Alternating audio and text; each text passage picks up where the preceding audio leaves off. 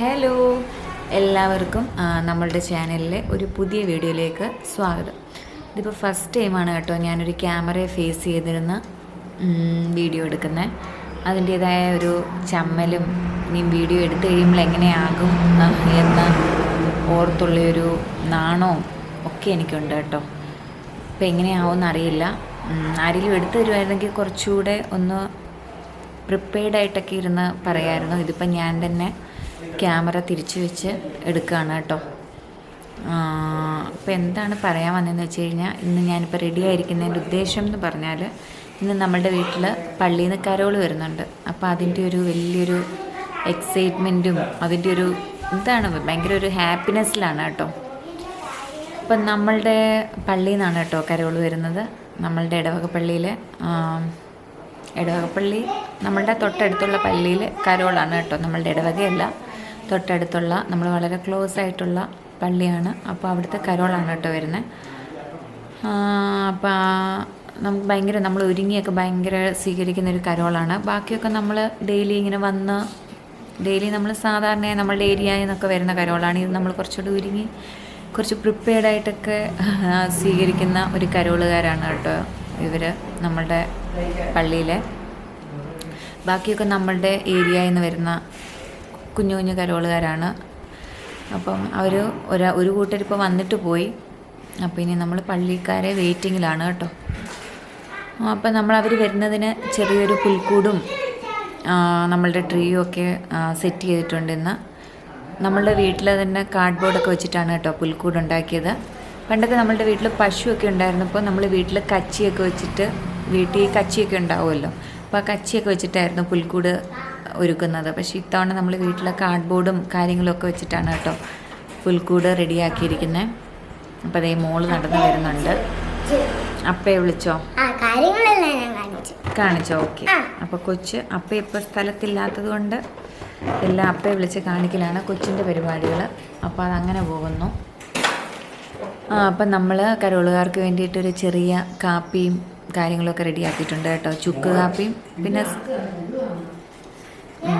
അവിടെ കൊച്ച് ഡോറ് തുറന്നിട്ട് തന്നെ പപ്പ പറഞ്ഞ കേട്ടോ ഡോർ അടയ്ക്കാൻ, വേറൊന്നുമല്ല, കൊതുക് കയറും.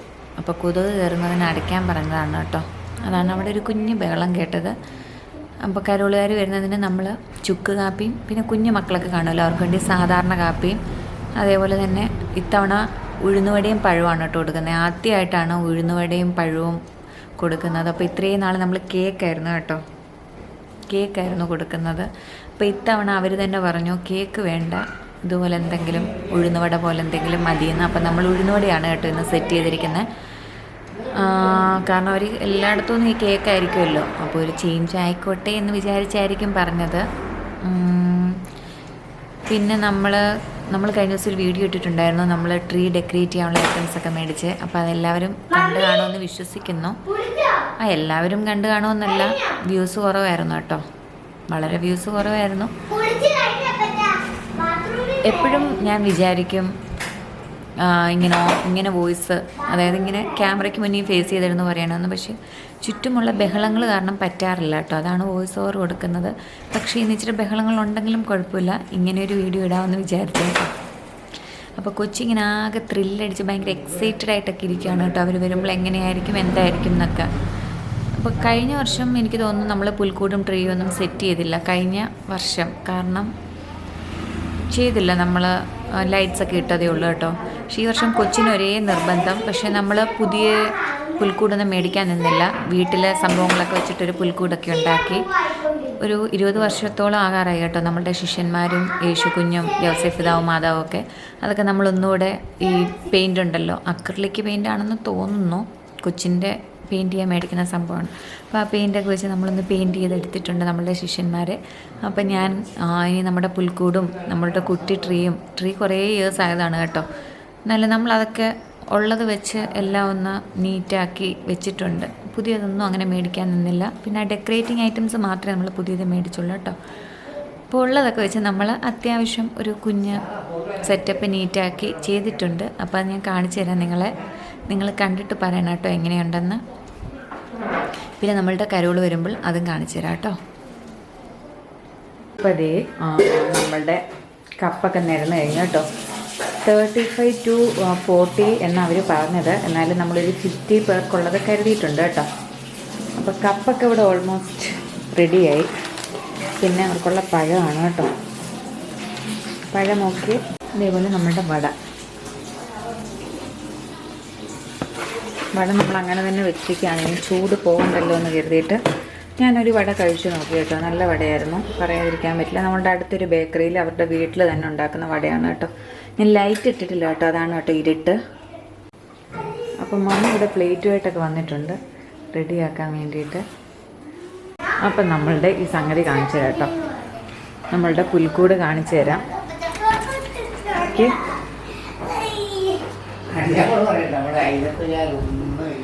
നമ്മളുടെ ഒരു അറിവ് വെച്ച് നമ്മൾ റെഡിയാക്കിയിട്ടുള്ളതാണ്. അപ്പം നമ്മളുടെ ഈ ക്രിബ് എങ്ങനെയാണെന്ന് എല്ലാവരും പറഞ്ഞിട്ട്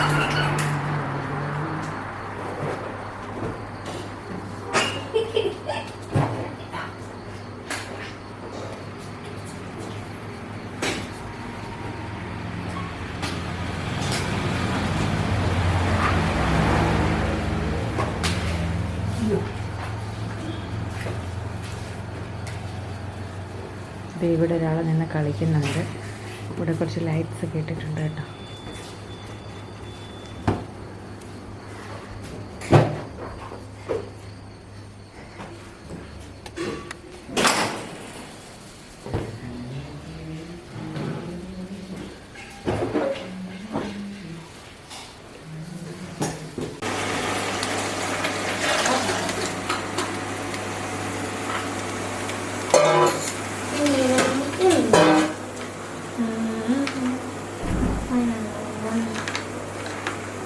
മോളെല്ലാം അടുക്കി വെക്കുവാണോ?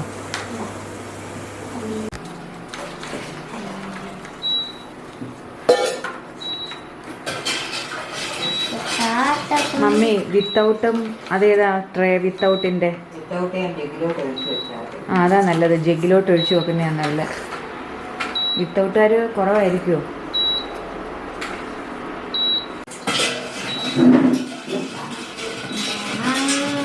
നമ്മ എന്തെങ്കിലും തിരക്ക് പിടിച്ച ജോലി ഉണ്ടോ ഉടനെ? ആ, ഒന്നുമില്ലല്ലേ?